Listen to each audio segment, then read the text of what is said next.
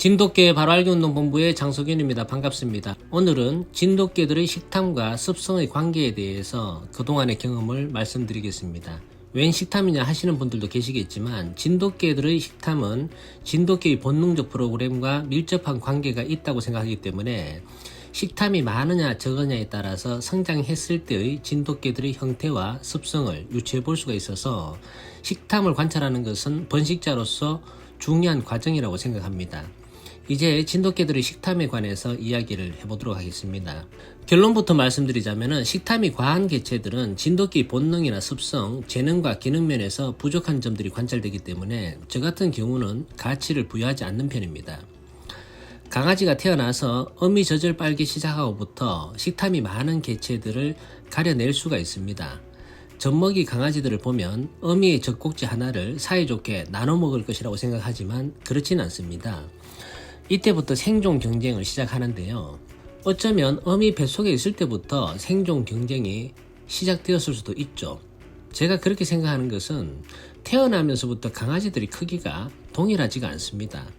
출산 이후부터는 어미 젖을 빠는 강아지들의 움직임을 관찰할 수가 있는데 한 배에서 태어난 새끼들의 크기가 고른 놈들도 관찰되지만 크기 편차가 제법 나는 경우도 있습니다. 태어난 직후는 강아지들은 무의식적인 상태였다가 성장하면서 어미와 사물, 인간과 공간에 대한 의식화가 진행되기 시작할 때부터 유독 식욕이 왕성하고 식탐이 많은 개체들이 관찰됩니다. 제가 성장기 진돗개를 평가할 때 가장 중요하게 보는 것이 있다면 수렵성, 영민성, 용맹성, 투지 본능 같은 것이 아니라 공동체를 유지할 수 있는 본능과 습성이 행동으로 발현되는가 하는 것입니다.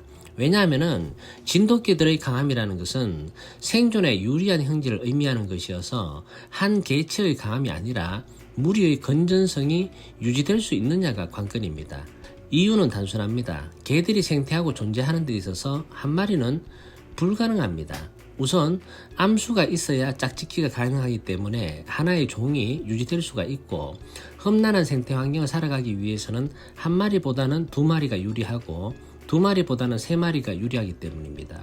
무리가 건전하면은 위험 요소도 감소되고 무리가 연대하면은 어려움을 극복하기가 쉽고 무리가 힘을 합치면 특정한 하나의 개체가 아무리 강하다고 한들 협치를 하면 제압할 수가 있습니다. 그렇지만 우리는 아주 오랜 시간 동안 진돗개의 강함을 한 개체 안에서 발현되기를 희망했고 그런 슈퍼 진돗개를 기대해 왔지만은 그것은 진돗개들의 형질에 대한 오해였고 착각이었습니다. 모두 잘 아시겠지만 진돗개의 본능과 습성은 야생에서 무리를 이루고 사는 객과 동물들과 많이 닮아 있지만 한 가지 다른 점이 있다면 진돗개가 살아가는 생태 안에는 사람이라는 동물이 공동체 안에 포함되어 있습니다. 진돗개들의 입장에서는 사람도 다른 종류의 동물일 뿐이겠지만 사람은 진돗개들이 거역할 수 없는 최상위 계급의 동물들입니다. 이러한 생태 환경에서 존재하기 위해서는 진돗개들이 생존을 담보할 수 있는 유리한 습성을 갖출 필요가 있습니다. 진돗개들이 갖춰야 될 습성을 나열해 보자면 첫 번째가 상황 판단력, 두 번째가 분별력, 세 번째가 절제력, 네 번째가 이타적인 행동의 발현입니다. 이 네 가지 습성이 발현되는 진돗개가 생존에 유리한 개체이며 가치가 높은 우수한 진돗개이고 강한 진돗개라고 정의할 수가 있습니다. 문제는 식탐이 많은 개체들은 이러한 습성들이 훼손되었거나 상실된 개체들이 빈번하게 관찰된다는 사실입니다. 제가 관찰한 바로는 식탐이 많은 개체들의 공통점은 첫째, 급진적이어서 분별력이 떨어집니다. 두 번째는 지혜롭기보다는 단순하고 행동이 앞서기 때문에 상황 판단력이 부족합니다. 세 번째는 몸을 많이 쓰고 에너지 낭비가 과다하고 효율적인 움직임을 기대할 수가 없습니다.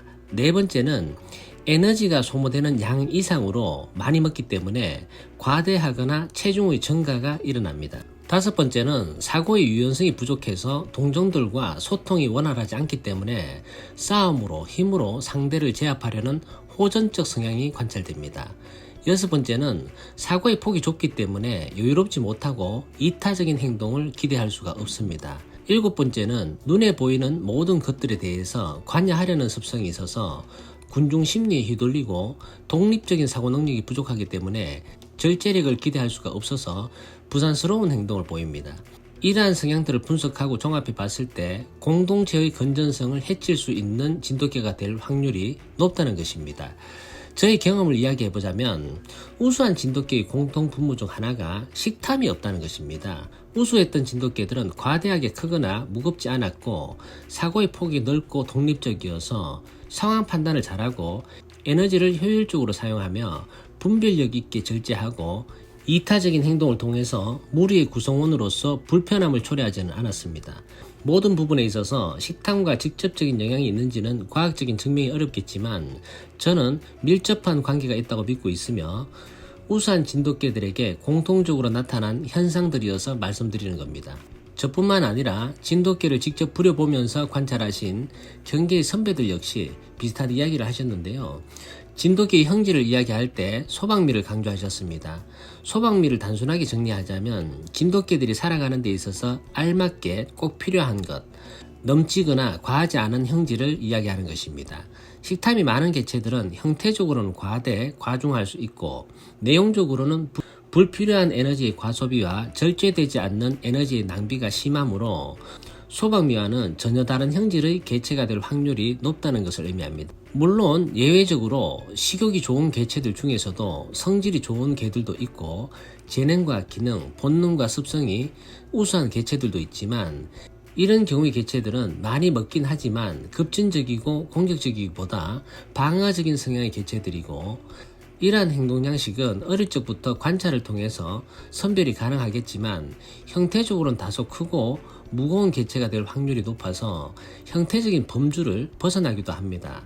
앞서 이야기한 것처럼 식탐이라는 것은 진돗개의 본능과 습성에 밀접한 관계가 있어서 중요하게 살펴보고 있지만 문제는 식탐이라는 것이 대부분은 태어나는 순간부터 결정되는 경우가 많지만 후천적인 사고에 의한 트라우마나 충격에 의해서 식탐이 증가하는 경우와 개들이 성장하는 가운데 어떠한 사건 사고에 의해서 심리적인 안정을 찾기 위해서 식탐이 과다하게 증가하는 경우도 발생하기 때문에 세심하게 관찰하지 않으면 구별할 수가 없고 자칫 섣부른 판단을 할 수 있기 때문에 진돗개의 가치를 평가하기 전에 한 개체의 견생을 신중하게 살펴볼 필요가 있습니다.